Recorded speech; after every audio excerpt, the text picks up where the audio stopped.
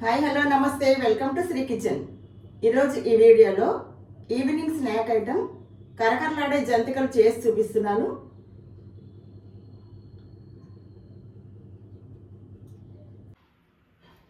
జంతికలు తయారు చేయడానికి ముందుగా ఇలా మరాడించిన పిండి తీసుకున్నాను.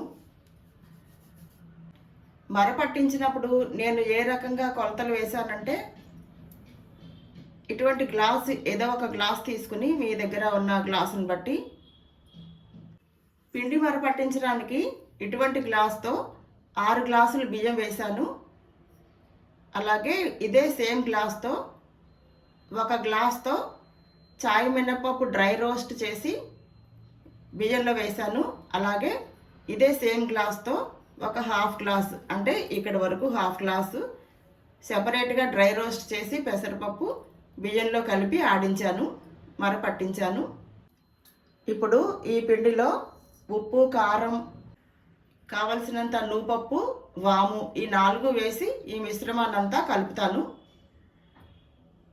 ఇంకోండి, నూపప్పు, కారం, వాము, సాల్ట్. ఇప్పుడు ఇలా వేసిన ఇంగ్రీడియంట్స్ అన్నీ కూడా ఈ మిశ్రమంలో సమానంగా పొడిపిండిని ముందుగా ఇలా పొడిపిండిని సమానంగా కలిపేస్తున్నాను.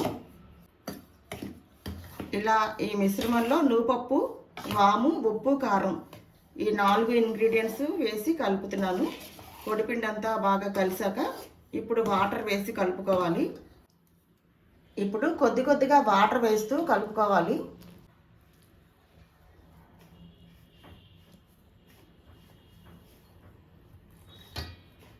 చూసుకుంటూ జాగ్రత్తగా వాటర్ వేసుకుంటూ కలుపుకోవాలి.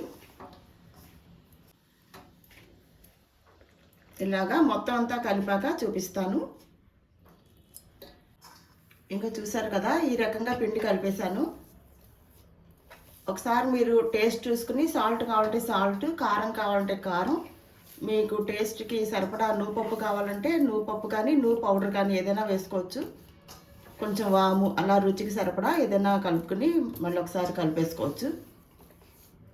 మరీ చపాతీ పిండిలాగా అంత గట్టిగా ఉండకూడదు, అలా అని మరీ లూజ్గా కూడా ఉండకూడదు. చపాతీ పిండి కంటే కూడా కొంచెం సాఫ్ట్గా ఉంటే బెటరు.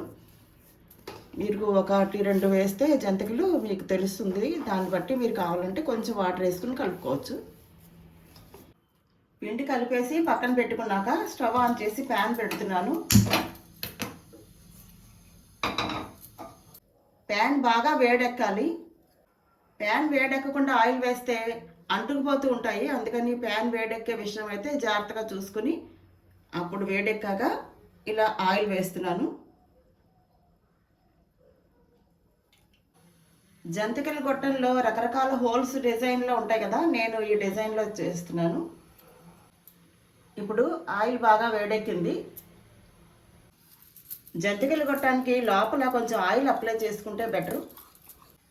ఆయిల్ వేడెక్కిందా లేదా, కాగిందా లేదా చూడటానికి కొంచెం పిండి వేసి అలా చెక్ చేసుకుంటే, అలా నురుగు వస్తుందంటే నూనె వేడెక్కినట్టు, పొగ వస్తూ ఉంటుంది కదా పైన కొంచెం, అప్పుడు నూనె వేడెక్కినట్టు తెలుస్తుంది. వేగింది కదా, ఆయిల్ వేడెక్కినట్టు తెలిసింది. ఇప్పుడు మనం జంతికలు వేసేసుకోవచ్చు. పక్కన కొంచెం బౌల్లో వాటర్ పెట్టుకుని చెయ్యి తడి చేసుకుంటూ వేసుకుంటే అంటుకోకుండా వస్తాయి.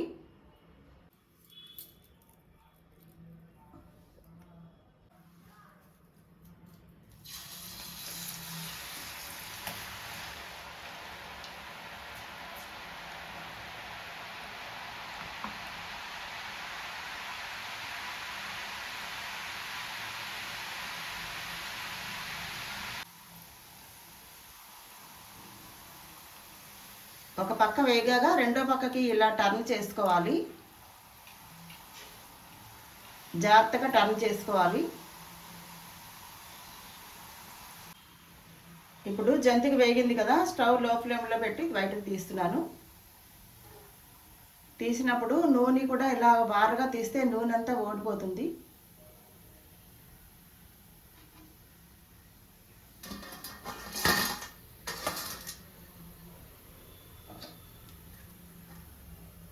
మళ్ళీ వేసుకున్నప్పుడు చెయ్యి కొంచెం ఇలా నీళ్ళల్లో తడుపుకొని కొంచెం పిండి తీసి జంతికల గొట్టంలో వేసి జంతిక వేయాలి.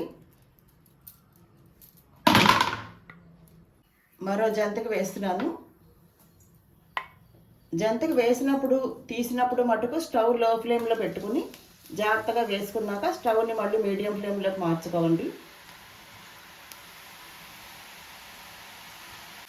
ఈ జంతికలు ఎన్ని తిన్నా ఏం చేయదు, ఎందుకంటే ఇందులో శనగపప్పు కూడా వేయలేదు.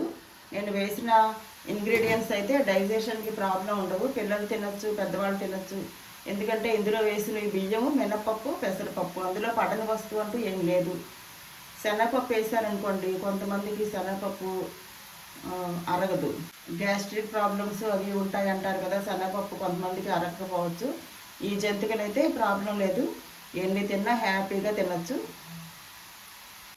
మీకు కావాలంటే బియ్యం పిండి, శనగపిండి వేసి చేసిన జంతికలు ఈ ఛానల్లోనే ఉన్నాయి, మీరు ఒకసారి చెక్అవుట్ చేసుకుంటే ఒకసారి ఆ వీడియో కూడా చూడండి. శనగపిండి, బియ్యం పిండి కలిపి చేశాను. ఈ జంతిక కూడా వేగిపోయింది, బయటకు తీసేస్తున్నాను. ఇంకెంతేనండి, ఇలా మీరు ఎన్ని జంతికలైనా వేసుకోవచ్చు.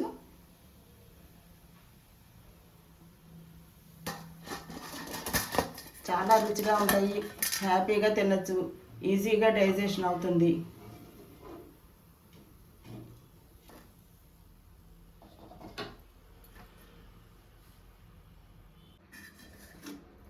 ఇంకోండి కరకరలాడే జంతికలు చూసారు కదా, మీరు కూడా తప్పకుండా ట్రై చేయండి.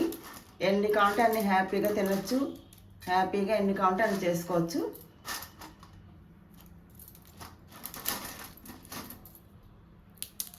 ఇంకోండి ఎంత గుల్లగా చక్కగా వచ్చాయి చూసారా.